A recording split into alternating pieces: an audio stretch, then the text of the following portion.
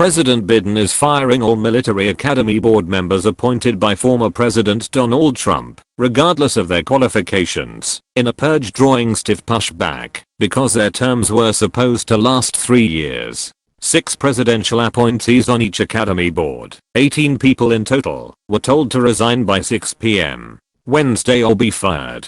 I think this complete purge shows that the administration is hellbent on the woke mob controlling or having input into military education. Otherwise, why do it? Said one of the board members, who pointed out that Trump didn't perform a similar purge. This is why this is such a big deal. Historically it has never been done. Unprecedented is a word you could use here, the board member said. The ousted include former National Security Advisor Al McMaster, a retired Army Lieutenant General who resisted Trump's non-interventionist impulses and criticized Biden's recent Afghanistan troop pullout. A person close to McMaster said it was ironic that he would be dismissed from West Point's board just days before he's given the Army Academy's Distinguished Graduate Award.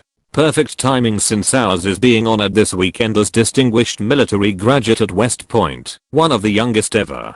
Who better to be on the board? I guess Biden is playing this little game of politics by kicking him off the board that even Trump kept Obama appointees on, the person said. White House Press Secretary Jen Psaki defended the terminations by scoffing at the qualifications of former Trump advisor Kellyanne Conway to be on the Air Force Academy board and former White House Press Secretary Sean Spicer, a longtime Navy Reserve officer, to be on the Naval Academy board. I will let others evaluate whether they think Kellyanne Conway and Sean Spicer and others were qualified or not political to serve on these boards, Psaki said at a daily press briefing. But the president's qualification requirements are not your party registration. They are whether you're qualified to serve and whether you're aligned with the values of this administration. Conway shot back in a tweet, President Biden, I'm not resigning, but you should.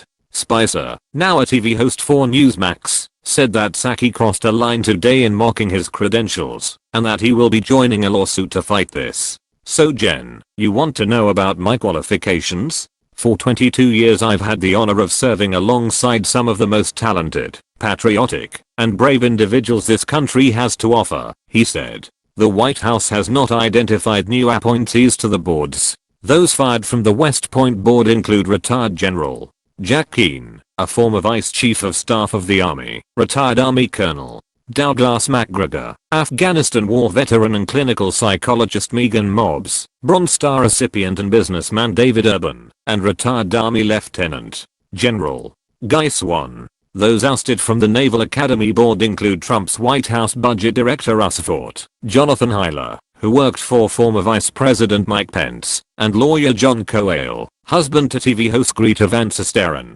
On behalf of President Biden, I'm writing to request your resignation, White House Personnel Director Kathy Russell wrote to the appointees. Please submit your resignation to me by the close of business today. Should we not receive your resignation, your position with the board will be terminated effective 6 p.m. tonight.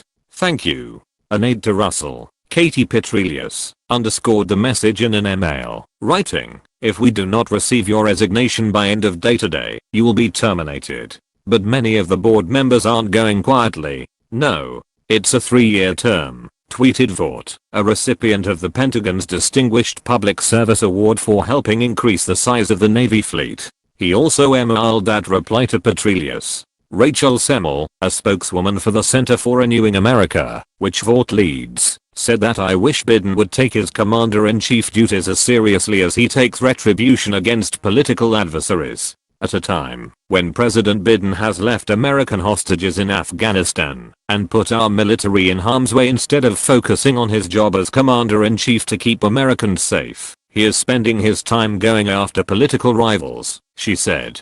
Van Susteren tweeted her husband's termination letter and wrote, this is lousy. Coyle merely wanted to help. This is a non-partisan board of Americans volunteering to help. She added, and by the way, both political parties do this, and it is rotten. How do administrations expect to foster non-partisanship among Americans when they act partisan with volunteer boards that have no power to effectual, sick, American policy?